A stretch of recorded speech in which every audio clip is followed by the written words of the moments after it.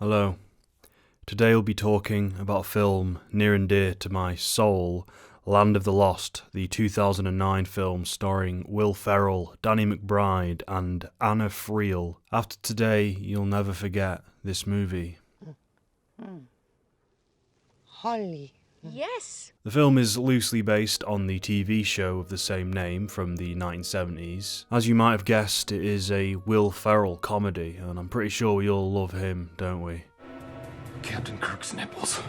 As well as being a comedy, it is also an action-adventure film. It is this pairing of these two genres. The movie centres around scientist Rick Marshall, who, joined by his two companions, discovers a mysterious parallel world where past, present and future all converge. Along their journey, they encounter strange primates, terrifying dinosaurs and lizard men. So this isn't just your basic cheap comedy movie, but it's also partly a blockbuster. It's not something we're supposed to be taking seriously, but it's not exactly Step Brothers either. It allegedly had a budget of 100 million, so a lot went into this. Unfortunately, it only made around 69 million worldwide, so that's a bit of a bummer. Yeah, this wasn't exactly the most critically acclaimed and financially successful movie. It is Land of the Lost we're talking about here. Land of the fucking Lost. It was directed by Brad Silberling, who's known for directing a bunch of movies that I haven't seen and probably never will. You mustn't touch the crystals! So I used to watch this film all the time when I was 8 or 9, so recently I decided to revisit it and give it a good old-fashioned review. If I'm being honest, I just thought it would make for some funny content because it looks like a giant piece of shit. Since it is based on an old TV show, I thought I might check that out and see what that's all about. To the land of the lost, at the greatest earthquake ever known. Oh no, Grumpy, not now! Will, go back and get Chaka, quick! We gave you water. We saved you from Grumpy. We fixed your leg. Yeah, I don't think I'm going to watch any more of that. As it goes with Will Ferrell, or the Ferrell as he likes to be called, I'm not huge on him, I don't hate him, but I think that if you line up all of his famous comedies, you can't really pick out a good movie from the lot. I have soft spots for some, like Blades of Glory, but Anchorman is kind of just a bore, and I really don't care for Semi-Pro. I've noticed that he likes to make films about specific topics, which is fine, but the way he goes about it is just really annoying. Each project of his usually winds up with him wearing a silly costume. He loves to play dress up, and I honestly think it might be the main reason why he does all this shit. It is the case, it's this time I'm going to be a basketballer, or this time I'm going to be a news anchor, or this time I'm going to be a figure skater, or this time I'm going to be a Eurovision contestant. Ooh, how eccentric of me to do all of this funny, gimmicky stuff. Piss off, no, don't do it, just stop! With Land of the Lost, he's playing this cliche, corny, archaeologist, scientist type, but it mostly ends up just being Will Ferrell in a costume rather than an actual character, which is kind of lame. It's not really what you want. Oh, that blows. That blows. Weirdly though, in Barbie, I thought he was one of the better parts of that film. I actually got a few chuckles out of him. Yeah, just in case you didn't know, Barbie fucking sucks, man. It's so mid, just, you know, it's just embarrassing. With this review, I am returning to this film with an adult perspective, and I am being realistic with regards to what to expect from the movie. I know that when I watched it as a kid, I got a lot more enjoyment out of it, and it's probably not going to happen this time round. I remember when I used to watch this, I actually enjoyed it for an action-adventure film. I didn't even care that much for the comedy. As a young child, I was immersed by the science fiction elements that I was being shown. I was like, yeah, put on Land of the Lost. I want to visit this strange, bizarre world again. I want to return to Pandora. It was pretty much like Avatar for me. All I want to get out of this rewatch is a little bit of that immersion, a little bit of excitement. I'm hoping that there is a certain degree of fun science fiction escapism to it. I want to see what the special effects look like, how many real sets they used. Does it bring this strange, fictitious world to life, at least a little bit? Like, I'm really not asking for that much. I am going to try and enjoy this film, like, honest, I'm not just here to rag on something. I really want this film to be good, I'm rooting for it. All I want is a little bit of fun. And remember to fucking subscribe. Are you ready to start Land of the Lost, the amazing film? Mission Control, come in. To give the film props, it does have quite a memorable and unique soundtrack, so we gotta give it that. I remember it from early childhood, you know, it's just one of those things that stays with you. I seem to have fallen into, I don't know, some kind of tear in time and space. It starts off with this fun, classic science fiction TV show vibe with this strange planet. Man in astronaut suit is lost in this strange world, then he gets eaten by a dinosaur, and it's like, what the hell is going on here? And it's like, cut.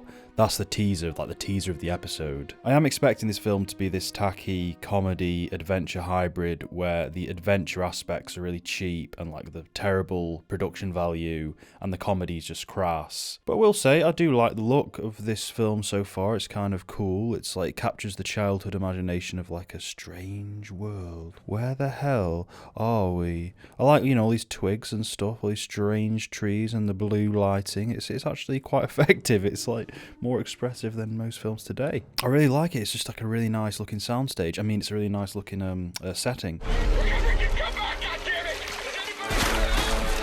I am trying to look at this film from the perspective of like a kid, you know, because this is like who it's for. Like, I'm a fucking adult. Like, who gives a shit what I think? I'm being all like, ooh, analytical and like, ooh, skeptical and cynical, whatever the fuck. But let's just get into the mind of a child like we did with the Spy Kids review. Like, how does a child perceive this, you know?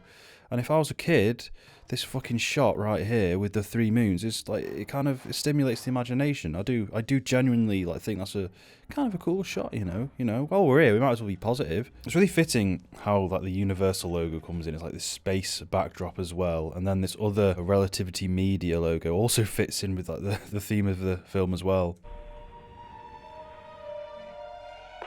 Mission Control. I like that. We can ignore the fact that when he's talking, his lips aren't moving. And space, some kind of... I don't know what's going on with that title card. Like, it's something I could make in like 3 seconds in Premiere Pro. We're back now with Dr. Rick Marshall, whose new book arrives in stores tomorrow. I'd like to highlight the fact that with Will Ferrell's introductory shot where he's looking at the camera, he's doing that like Will Ferrell shtick, you know, that look he does. There's like, oh, I'm so funny, haha, I'm so weird and random. It's typical Will Ferrell right off the bat. I'm Will Ferrell. I'm weird. That's the whole point. Is I'm kind of weird. I guess I can't really speak. Like, I can't really criticize him for that kind of. Some Will Ferrellisms get me. Like, I do like where he tries to reach out with his hand and just gets ignored. It's quite funny. That's like office tier humor. It's the only real solution to solving this fossil fuel crisis we're experiencing, and it boils down to 2 simple words. Renewable biofuels. Close. Time warps. That was actually quite a funny joke. There's another one, like, we're 2 for 2 here. Like, what was it Mark Mode said? If, like, a film can make him laugh 5 times in a movie or something, then that makes it a good comedy. Like, okay, let's go by those rules and see if this, like, passes the test. Okay, I want to talk about that opening scene right there where it introduces Rick Marshall, the main character played by Will Ferrell, of course. It was actually quite a good scene up until a very particular point right at the end where he started screaming, where Will Ferrell does his thing and he goes, oh, I'm going to scream now, and it's really funny. Up until then, all the jokes were quite funny and giving me like nose air laughs, and I was enjoying myself. It was setting up the character well. You've spent $50 million of your own money studying time warps? No, that's adorable. No, taxpayers' money. I don't have $50 million. There was a good joke where he was saying, oh, my critics, could you be more specific? And then he goes, Stephen Hawking's, and that's funny. My critics. Your critics, and there are a lot of them. Can you be more specific? Stephen Hawking. We talk about Land of the Lost, I know, but we get a lot of information about the character through a lot of comedic lines, so it's like 2 things at once. I go on about this sort of thing all the time, but it's making you laugh whilst telling you information about the character. Okay, you know what? This interview's over. Why? Because what your producer said, you wouldn't bring that up, all right? I haven't seen this film in years, and I was expecting this to be like an absolute shit show, but from that like data sample of the first scene, that was like 80% quite witty and cool, and maybe 20 or even 10% cringe Will Ferrell shtick, and that's a good ratio so far. Well, are you smoking? No, I'm making a balloon animal here. But you can't smoke in the studio. Okay, no one told me that. Potential here. I give to you the tachyon amplifier. Like, that bit of animation there, like, a lot of critics would be tempted to be like, oh, it looks so terrible, but I'm just envisioning this as if it's like this 80s cheap B-movie, and that wouldn't stand out in that context. Do dinosaurs have boobs? Next scene, it's immediately descended into the more generic type of American comedy where it's like cut to still shot of this person who says something kind of like ad-libbed or improvised, or just one of these lines that is interchangeable with any other line that they may have done during like the outtakes. Do dinosaurs have boobs? The dinosaurs have boobs. Like, you know, you could imagine like at the end of the film, it's like, oh, there's all these different things that funny kid said, like, I've got a big dick. I don't know. No, you wouldn't say that. But like, you know, when you see Melissa McCarthy like gag reels where it's just like all of these different interchangeable shitty jokes, and if it's that interchangeable, then doesn't that mean it's kind of like shit writing? Get some sugar. I have a question. Did you ever try to make the tachyon amplifier? In walks the actress from Goal. Do any of you know what I'm talking about? The Goal trilogy? Anyone? Anyone in the audience? You know, it's like mostly Americans watching this channel, I think. But yeah, Goal. Yeah, the Goal trilogy, the amazing Zack Snyder directed group of films. It's a donut stuffed with M&Ms. That way, when you finish the donut, you don't have to eat any M&Ms. Boom, that is like the perfect example of the kind of comedy that I don't want to see. You all know what I'm talking about with that. It's like, food, it's a donut stuffed with M&Ms, I can eat both at the same time. Like, fucking shut up. Sorry, I don't want to get all miserable now. If you don't make it, it's your own damn fault. That's a bitch slap of truth right there. I never understood that as a kid. I'm going to try and understand it now as an adult. I'll get back to you on whether I decipher that one. That fossil is over 265 million years old with an imprint of a $10 lighter. At this moment, the only thing I'm liking about this film is the score, because it's like the only larger-than-life atmospheric thing that's on display. I found it out in the desert along with crystals like this that radiate pure tachyon energy. I'm more excited to watch this as an adventure film than a Will Ferrell comedy, let's just say that. Captain Kirk's nipples. Like, there you've got this horrible perverse marriage of cringy, terrible Will Ferrell joke with his Captain Kirk's nipples or some shit, and then you have this interesting thing that's like more in line with the adventure tone with this really old fossil, but it's like a modern lighter, and I was like, what the hell, how did that happen? That is fun. That's what I fucking want. Then I got hungry and I had several meals and lapsed into a food coma. When in doubt, as an American comedy movie writer, just have the character eat loads of food, because that is just inherently funny for some reason. I found myself down at Subway, powering through a 12-inch veggie on whole wheat, The binge eating is just as tastefully done as it is in The Whale. babbling to a cutout of Jared. I'm guessing this came out before it was revealed that Jared was a horrible pedophile. I wanted to come and apologise for yesterday. My behaviour was just... She was mildly assertive yesterday and she's apologising for it like she fucking was rude to him or something. Not a chorus line. I love show tunes. They really tell the story of the human condition. That's another trademark Will Ferrell joke where his characters are always in love with these niche things. Is that a chorus line? Whether it be like Ron Burgundy saying, oh yes, you really can't beat a nice Brazilian brisket or whatever. There's just something just annoying and niche and, oh, it's supposed to be quirky. I love poetry. And a glass of scotch. God, this water is good. Terry, have you tried the water? Shut up, Alan. I love show tunes. They really tell the story of the human condition. It's a bit gay. Yes, a brilliant indicator that we're like before 2010. It's a bit gay. So he stayed up all night making this tachyon amplifier, and I hope we get a good explanation as to why he hadn't just done this sooner. Like, why now? It's been 3 years. Why could you only just make it now? You've been disgraced all this time. Like, what's going on there? Maybe we'll get a better explanation. Right.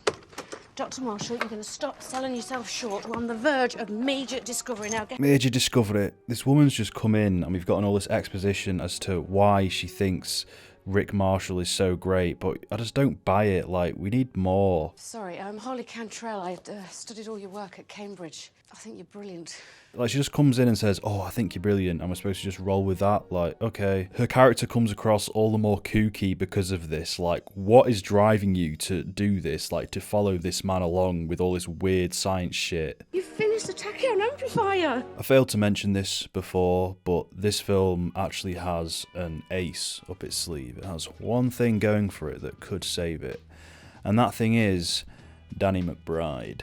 What do you know? This is one of those situations where dumping piss on your head's a bad idea. So Danny McBride is more so from the Seth Rogen comedy troupe or whatever, where it's more tailored towards adults or older teenagers. The humor, I mean. When I fucking jack off long enough, I end up jizzing, dude. I'm assuming the same shit works for you. Big ass titties! And that's why we instantly get this boob joke and this vasectomy joke as soon as he appears. This little travel mug I like to call the perfect woman. Big old set of boobies, no head, and a handle. I honestly don't know if I can show that on YouTube. Like, Will Ferrell's target audience is a bit more of a range, like it could be maybe like 11 to 15, 16, say. But Danny McBride, more so tailored for like 16 to 18 or older. And I will take a mate and live the rest of my life with her up here. I remember this moment from when I was a kid. I always thought it was really cool. I just love that model. And when we fight and she pisses me off, I will banish her to this tip, where she will be kept as a prisoner and a slave. Like, that is funny, but we've gone into Eastbound and Down territory where the jokes are a bit more for adults. It's like two different styles of comedies clashing here. Fuck it, I don't care. I'm just glad Danny McBride's here. You may get wet. Actually, I need to know this equipment cannot get wet. Not you, Mary Poppins. There you go. There you go. I just want to check something. Hang on a minute. As I suspected, it's a 12. Look at this. At least in Britain it is. Honestly, with this sort of shit, it's just absolutely inappropriate. Contains one use of strong language and moderate sex references. Okay. So what is that, like shit or fuck or cunt? Like, what is it? Which one? Nice. Kino. Put the Kino down. Aren't they? Here comes Will! Ah! Oh, God! Woo! Oh, the lizard man! This was one of the films that I just watched over and over again, and I can quote like any random moment, like just perfectly. Here comes Will! I don't know why, I just remember the line of Ernie going, "Here comes Will," and oh no, it's a lizard man. I don't know why, that's just like that's a really important memory apparently. Oh, the lizard man! Oh, shit! This is not a routine expedition! Well, I'm glad they shot this on like a theme park River Rapids ride rather than just having it all CG. Like, at least there's like some aspect of it being real, apart from the end, of course. I've seen no special effects yet that I would scoff at if I was watching an 80s film. I'll say that. Immersion not broken. It looks better than Spy Kids, and I like that film, didn't I? So, can't complain.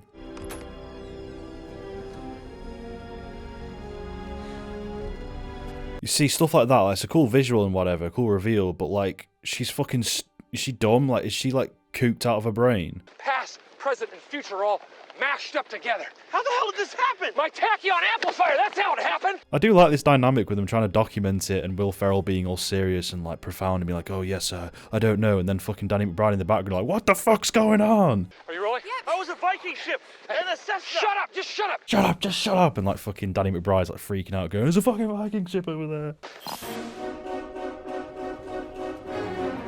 Desert looks okay. I don't really spot any obvious green screens. I mean, I am watching this on a laptop. Cinematography and soundtrack that echoes Star Wars. Oh, I fence primates. Planet of the Apes. I will not let you ruin this moment. I've waited my entire life to see the mighty Bigfoot. Man, are you touching yourself? That's just a straight up masturbation joke right there. It's a 12 for fuck's sake. Oh, I forgot about this. I forgot about him. It. This is going to be what really lets this film down. We're friends. No cometa! No cometa! Oh, fucking hell. No cometa! No cometa! What the fuck is going on? Colour palette here is prettier than any Marvel film. And it's not bland either, not bland comedy look either. Remember when films used to put effort in? Come on. There we go. It's gaudy. It's fucking gaudy. You want a disco dance with... Oh, son of a bitch! Danny McBride can make a lot of things that wouldn't be funny. Initially, quite funny. Holly. Yes, Holly. Will. It's a crass boob joke, but Danny McBride does kind of make it funny because he sort of changes what the joke's about. Dr. Rick Marshall. Dr. Rick Marshall. That shot of him just being like, Dr. Rick Marshall, that's like stayed in my brain all this time. I don't know why. Dr. Rick Marshall. I wonder who's playing Chaka. Maybe it's, no, don't say anything racist. Jesus, like too tempting there, innit? Maybe it's, Timothy Chalamet? Fucking Chaka. Chaka's here. I fucking hate the guy, but whatever. Don't you run from me, you little shit! There we go. We've got shit. Is that like the use of the big use of the swear word or whatever? The one use. They've got to mean fuck, haven't they? Now you're dead! I don't really get how that instant sinkhole works, but then again, I'm not a geologist, so if we do have any real geologists in the comments who could verify as to whether such a thing like that is possible, you know, I want to get like the facts. I want to fact check Land of the Lost. We want to make sure it's authentic. They've fallen onto a repurposed Star Trek soundstage. Marshall, Habu. I'm just thinking of this woman's role in this in context with her being in goal and like this being like the next step into Hollywood, because she's working with two fairly big American actors. At least Will Ferrell was like A-list at the time, still is. And like this was her one shot, and like it's Land of the Lost, and like she's got no fucking chance, because look at this shit. You're gonna get your tits grabbed by a fucking weird like ape monkey fucking Caesar from fucking Planet of the Apes. You do have to appreciate that when I initially watched this, I was like 8, 9, 10, and at that age, these crude sex jokes are like, they're fucking cocaine when you're that age. Like, oh my god, that's so outrageous, that's so funny. Like, to a kid, it's everything, it's the entire universe. Haha, funny he grabbed Willy. Haha, funny he grabbed boob. It's amazing, it's an amazing joke. Look at what these actors are doing for this film. Like, the level of commitment, like this stunt that they've been made to do. Like, they're being hung up in the air. It's like something Tom Cruise would do for the Mission Impossible films. It's really just like, oh god, it looks awful. Really dangerous, like, level of filmmaking here. Good God. It's a feeding station. If anyone knows about meal presentation, it's me. More food jokes, who gives a fuck, honestly. Not to rag on, like, Marvel and be like the fucking, oh, I hate Marvel, it's fucking terrible, what's become of it, but, like, doesn't it say something kind of weird that I'm so desensitized to bad CGI that a scene like this doesn't even, like, it doesn't look bad to me. Like, this looks like more or less fine. Like, this is okay. This is acceptable now. It's the kind of special effects you might see in the early Harry Potter films. It's not even that, but it's not even that bad, like, compared to shit I've seen in, like, the modern day. And I'm not trying to be that guy. I'm being genuinely, I'm 100% serious. And the T-Rex is a lot more detailed than I expected it to be. I do have, like, it's a guilty pleasure, call it, but I do really like sound stages. Even though it's obvious, I just like it being, like, a real environment that's been made for the film. So I'm kind of a sucker for that. This is more in line with the special effects of the King Kong film from 2006 than it is your average, like, comedy action hybrid film. There's a certain scene in King Kong 2006 that's really similar to this, and it's like the same level of, like, obvious green screen. And you guys, if you're, like, familiar with that film, you'll know which scene I'm talking about. After all, his brain is the size of a walnut.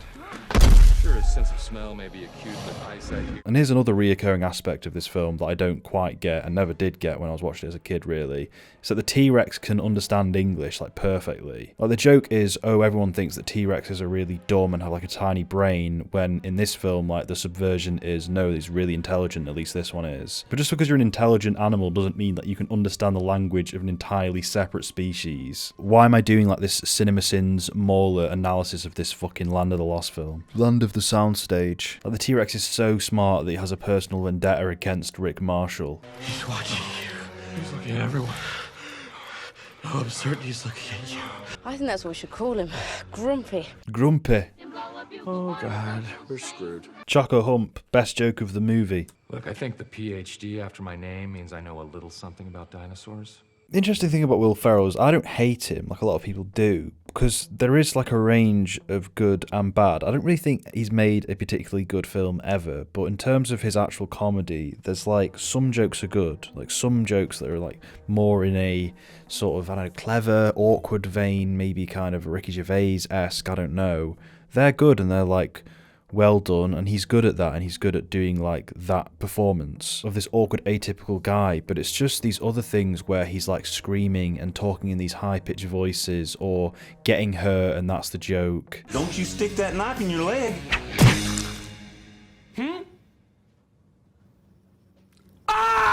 Or haha, funny, random, shit like that. It's just, he really lets himself down. I actually do like the bit of Will Ferrell just hating Chaka right off the bat, just, like, almost for no reason. And the only thing he's ever guilty of was... Oh, Marcel. His love. Oh, brother, give me a break. If need be, if faced with starvation, we will cook and eat Chaka. It kind of reflects what I'm thinking, I guess. It's like, yeah, let's just fucking cook him. Like, that's really funny. That Chaka meat's gonna fucking fall right off the bone. Hey, mister. And that's a good use of the F word, sure, great, I'll give it that. I fear the film becomes a little dull as it's bogged down by these like shitty characters that we're not even supposed to take seriously, just saying somewhat good jokes sometimes, but mostly just like mediocre, crass writing. And the main shtick is Will Ferrell being this pseudo-serious like explorer, and it is kind of funny at times, but it does wear thin very quickly. But then every so often you get a few sprinkles of Danny McBride humour, and that makes things a little bit more bearable. I've seen this before. He's got the jungle madness. We gotta put him down while he's still some dignity left. Chaka, let's roll! I like how Holly's character is just taking it completely seriously. Like, there's no jokes coming from her. It's just she's played completely straight. Oh, I fancy primates. She's the only one behaving like it's a children's film from the 80s. It's kind of like endearing in a weird way. It looks like a plasma discharge, or maybe beta rays. Like Stargate is kind of about the same sort of concept, and this is better than Stargate. Again, the practical and visual effects aren't even that bad. Like, I could be immersed if the characters were strong, but like, what am I talking about? It is Land of the Lost, I get it. It's like a comedy fucking stupid movie. I'm just saying, I do want to enjoy this experience, and I'm just trying to tell you like what this film needs for me to be able to like fuck with it. Friends? We need to get Chaka gone straight away. Help me, please. Oh, I forgot about the fucking lizard people. Help me, please. That was pretty funny. Like, let's go and help this autistic little lizard thing. Do not fear me. I am Enoch. Enter Enoch. We should have a whole segment dedicated to Enoch and the Enoch lore or whatever. The wrong manipulation of the crystals could turn time and space inside out. Good old Enoch. Look, there's a gold one. Let's stomp its head in. I like how Danny McBride's like, oh, there's a gold one, let's just fucking batter it. That's pretty funny. I am a prisoner in this land of the lost. Only you can help me escape. There was a certain period in Hollywood where like silly kind of semi-cheap looking films could exist and there was a novelty to them. But like 2009, way past that period. Like, no wonder this got like horrible reviews. Obviously because of the terrible comedy as well. Not that terrible actually, but whatever. So far. The suits are a bit fucking stupid though, and it's turning into like a basic adventure storyline with this like exposition dump of you need to stop the big bad guy, and then you just have Will Ferrell there, and it's supposed to be like funny because it's like serious thing, funny thing, Will Ferrell, haha, juxtaposition, but no, sorry lad, it's just not that clever, is it? Enoch, buddy.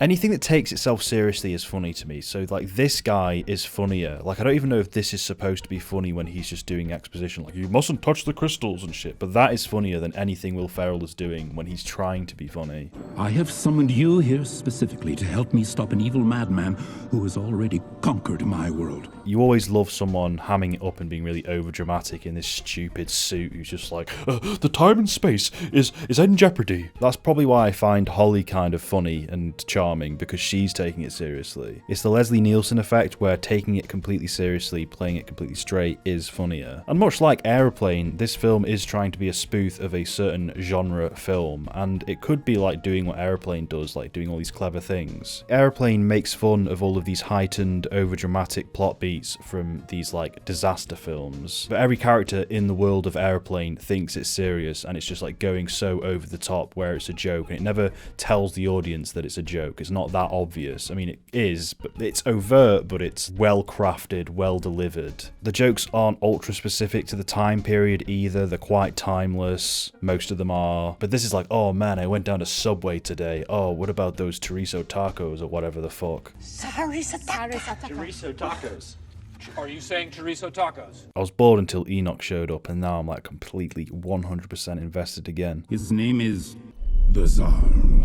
Oh no, not the Zarn. I am the Zarn. Heed my warning or be destroyed. I am the Zarn. Heed my warning or be destroyed. A staple passageway can be opened to any point in the space-time continuum. It's characters like these, like Enoch, that you remember in like when you grow up. Like, you see them as kids and you like, I'm always going to remember you. I don't know where. It could be lost in time. On the contrary, I detected nearby. He's doing like the full Star Trek thing, like, yes, on the contrary, I detected nearby. Rescue the unit.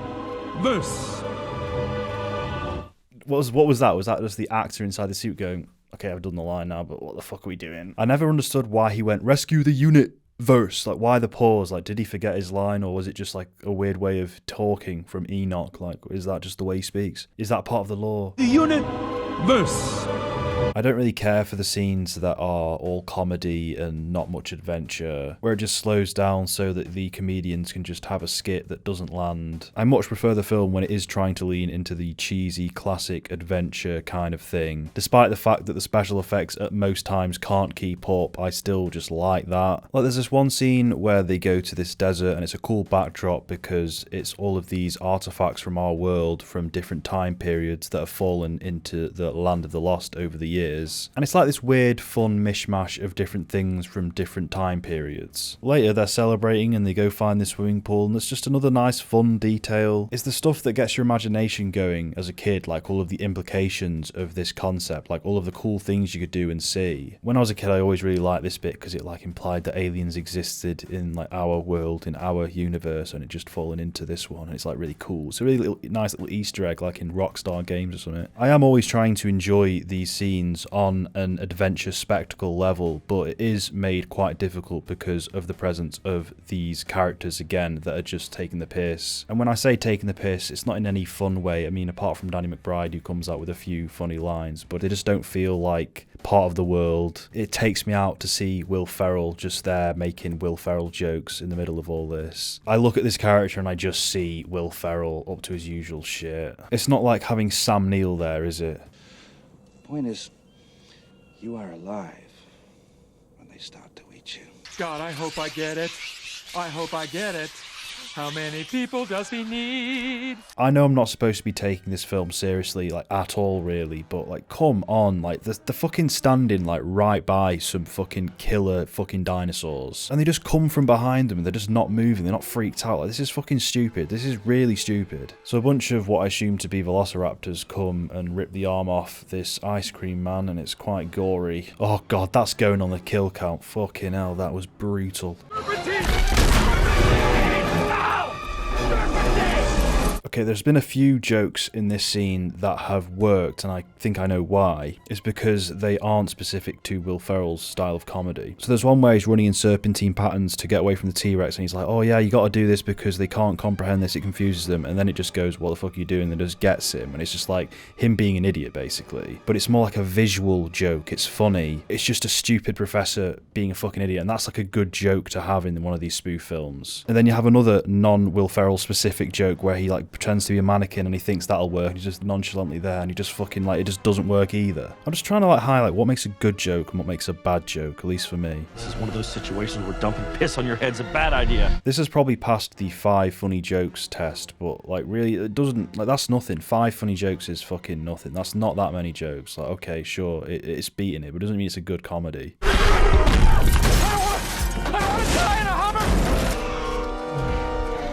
That is bullshit. Like, he can't survive that. You can't just cut away and say, oh, he actually got out. Like, so many films do that, where it's like, a guy's in a vehicle or a guy's in a room and the room gets completely, like, destroyed, and then it just cuts away and it's like, oh, I actually escaped the room just before it happened. Like, it's just dumb. We get the scene where Holly tells us about her backstory and we, like, understand all of her motivations, and it's really serious, and she does act it fairly well. I took that to heart, Dr. Marshall. I committed myself to your theories, and then I got tossed out of Cambridge for it. She's probably the best of the 3 at this point. She's like really inspired by Will Ferrell, who's just this dick character, honestly. Any scientist in his right mind would give Initiating phase 2. And it kind of makes me wish that they'd blended the 2 tones of comedy and seriousness together in a better way, at least regarding his character. Because I think they could have done it in a way where Will Ferrell was this goofy arsehole, like not taking himself that seriously, like again, comedic relief and all of that.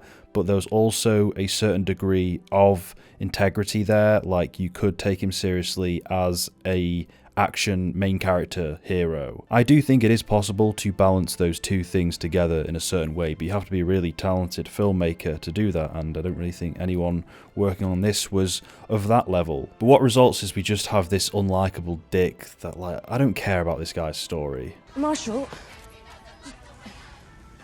be careful. Then you have like little performances like this where she's taking it so seriously, she's like tearing up. Oh, it's wasted on Will Ferrell. Like, it's not fucking Laurence Olivier, but it's something. Because I was fascinated. I saw a man who was willing to swim dangerous waters for the sake of his need to know. The female character is also heavily sexualized as well. Chaka, no. No. This entire film is just one real actor taking it seriously and two comedians that aren't even playing any characters and are just like taking the piss. Make sure to ingest some, get that in the bloodstream. Ugh. Like, how cool would it be if Danny McBride became a little bit of an action hero in this? Like, that'd be really cool, like, as a fan of Danny McBride. I'm expecting too much, I know. But it's gotten to the point where we're getting a scene where Chaka's talking about all of these women apes he gets, and it's like really annoying and stupid, but I'm actually enjoying it more because Will Ferrell isn't there, and it's like actually explaining something about this world, like adding a bit of lore, even though it's a stupid sex joke. He says, as prince of his tribe, he personally is served by a harem of 7,000 women. There's a scene where a mosquito sucks out a gallon of blood from Will Ferrell, and he doesn't notice because he's playing guitar, and it's supposed to be funny. High on the rapids, it struck their tiny raft. And on like a haha Will Ferrell, he doesn't notice level, it's like it's worthless, whatever. But on like a horror gross out level, I kind of like it. What happened? You had a bug on you, but it's gone now. You had a bug on you, but it's gone now. A subtle bit of comedy from Danny McBride. More stuff that gets the child's imagination going, like Holly goes off and goes through this portal and she ends up in this cave with all these weird fake looking crystals, but that's all just like fun. They have got a really good thing going with that soundtrack. Fun fact for you, the reason why this score is so cool and memorable is because it was composed by Michael Giacchino, extremely famous American film composer. To give you an idea, he's also done the music for The Incredibles, Mission Impossible 3, Ratatouille, Cloverfield, Star Trek J.J. Abrams version, Up, Mission Impossible Ghost Protocol, Dawn of the Planet of the Apes, Inside Out, Zootopia, Doctor Strange, Rogue One, Spider-Man Homecoming, Web action, Coco, Incredibles 2, Bad Times at the El Royale, Spider-Man Far From Home, Spider-Man No Way Home, Next Goal Wins, and The Batman. Something's in my ass. A giant crab comes, almost kills them. Just more of that stuff, please. You keep thinking it's going to pick up and the story's going to go somewhere interesting, and then it just goes back to like some dumb joke. He's about to tap that ass. Then again, that lizard sex scene needed to happen, because if they didn't, they wouldn't have shed and they wouldn't have had the disguises. It's all part of the plot, like everything's thought about, everything's multifunctional. Enoch the Altrusian is guilty of the destruction of an entire civilization. Entire what now? Big twist, turns out Enoch was actually the bad guy all along. All this time, he had us convinced that it was this guy, the Zarn, who wanted to destroy the universe or whatever, but it was Enoch all along, and the Zarn was actually a good guy. Oh, shit. Enoch, the golden lizard with the tunic, who we saw like half an hour ago, haven't seen since. I think we see him like 3 times in this film. But he's the best character, why would they do that? I'll be sure to give you full scientific credit.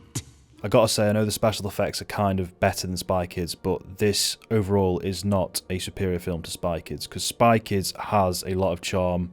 Again, it's a Robert Rodriguez thrill fest. It takes itself seriously, it knows what it is, it has its own identity. That is like actual movie making in a weird way. This isn't. This is just like, haha, isn't it funny if we made a adventure film? Will Ferrell being the main character, he gets the girl, that classic plot line, but like, who cares? Like, he's a dickhead, like, I don't buy that either. I wanted to do that since I first met you. He doesn't deserve the girl, so to speak. I can lead an invasion force anywhere I choose in all of time and space. I was enjoying the whole evil villain monologue bit, but we're back to the Will Ferrell stuff, aren't we? Just so fucking goofy. You're ugly. Oh, she is such a dumbass, honestly. Like, she's supposed to be the smart one, but I don't know. She just seems like she's got like a brain cell missing because of her obsession with Rick Marshall. I thought you were just a dumbass dude who dressed stupid, but I'm wrong. You're solid. No, he's not. He's still just Will Ferrell.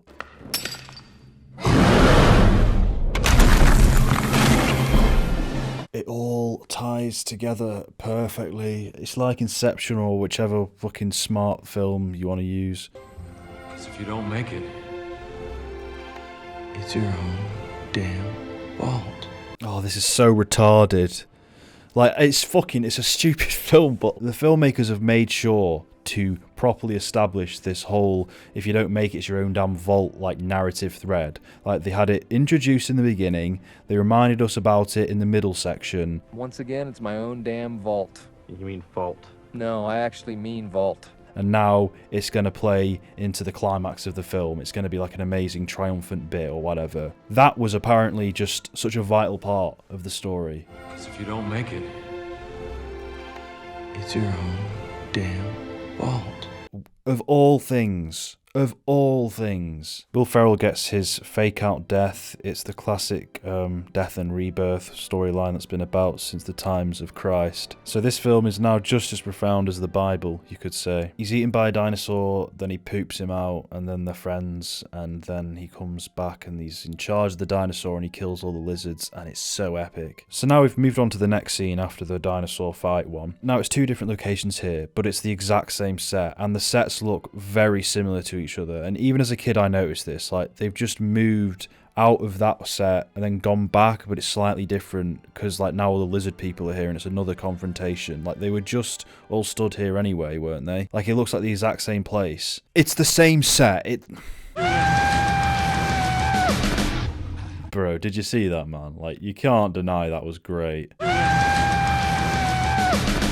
Wow, awesome. This is insane. We saw you go down Grumpy's cake hole. What, did he puke you out or something? Are they trying to like be really show-offy with the special effects here by having them like move around the dinosaur's legs like some sort of Peter Jackson thing? Like, they are definitely trying something, aren't they? Like, look how seamlessly they all inhabit the screen together. It's just, you know, they're just there next to the dinosaur, practically. It's real. You will believe Will Ferrell rode a dinosaur. If you are planning on rewatching this, do not watch it on, like, a nice 4K TV. Just watch it on your laptop, because that's a lot more forgiving to the special effects. Enoch, it's over. The final showdown between Enoch, or whatever his name is, and Rick Marshall. I've been waiting for this since I was like a little boy. It was more highly anticipated than Thanos versus Captain America with Thor's hammer. Think you can challenge me? You think you can challenge me? Mankata!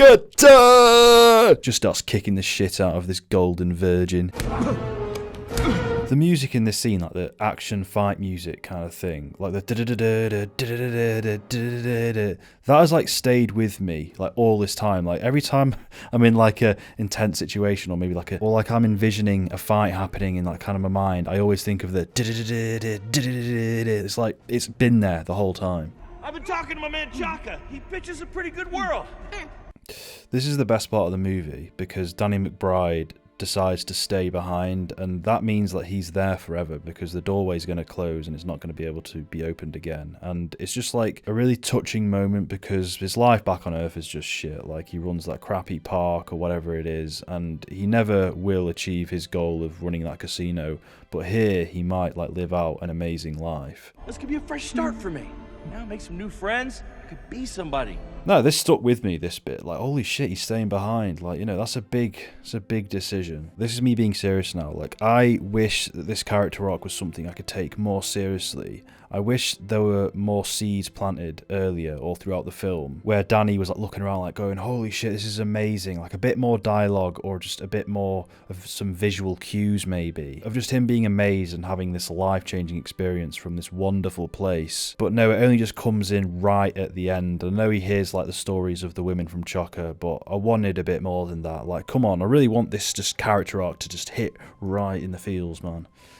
No, I'm being insane. I've gone insane trying to like make Land of the Lost into some cinematic marvel or whatever. For as much as I'm trying to envision ways that this film could be better by leaning into the cool escapist fantasy aspect, it just keeps opting to go for like a cheap crass joke about sex or something, or hot women or boobs or whatever. Did you see those sea stacks kick the crap out of Enoch? That there, good bit of cinematography. Gives Lawrence of Arabia vibes, that does. Again, better cinematography than most Marvel films. Someone should really do like The Beauty of Land of the Lost, like a show reel of all of the amazing shots from this film, with like nice music playing over it. I am lost.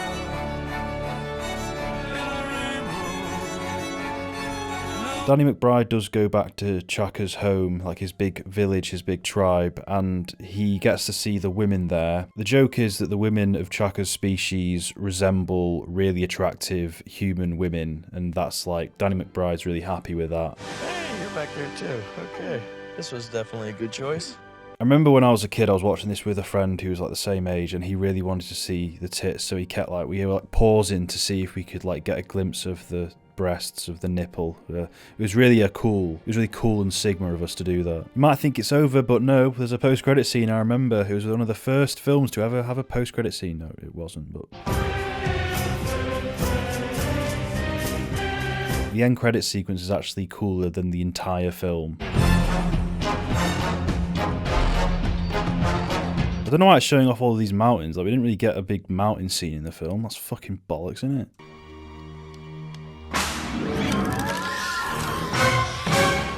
We never got a sequel. I'm just saying. And I always wanted to see another one, but whatever. Yes, he pooped me out. Land of the Lost. A film truly forgotten by time. Yeah, that wasn't a very good film, was it?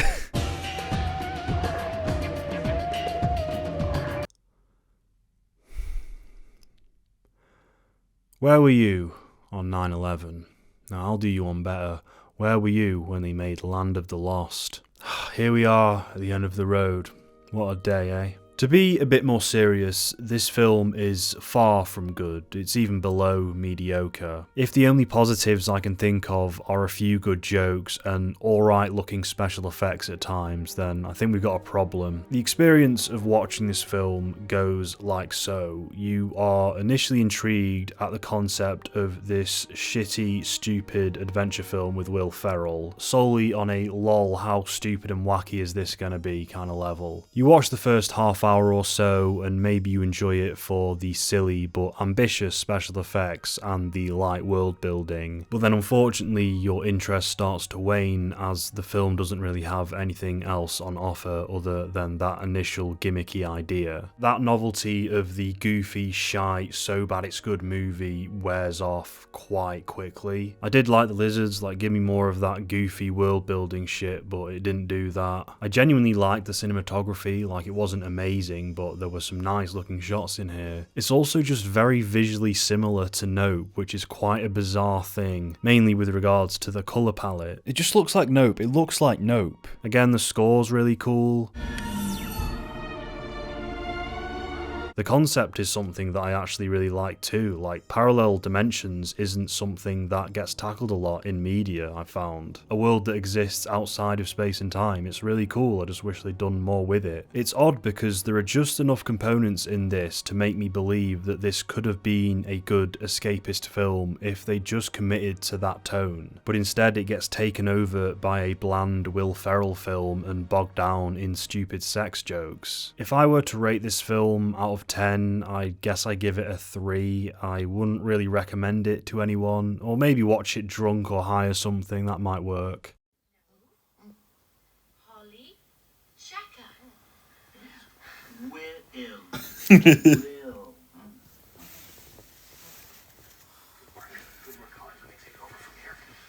I wish it were better. I wish McBride had more to do. I wish it was memorable. I wish it captured the imagination. But I'd rather have a scene where Will Ferrell drenches himself in dinosaur piss and then drinks it. Which, to be fair, is Kino, so... You having a wank? You having a wank? You having a wank? You having a wank? You having a wank? You disgusting fat fuck. You having a wank? You having a wank? You having a wank? You having a wank? Disgusting fat fuck. You having a wank? You having a wank?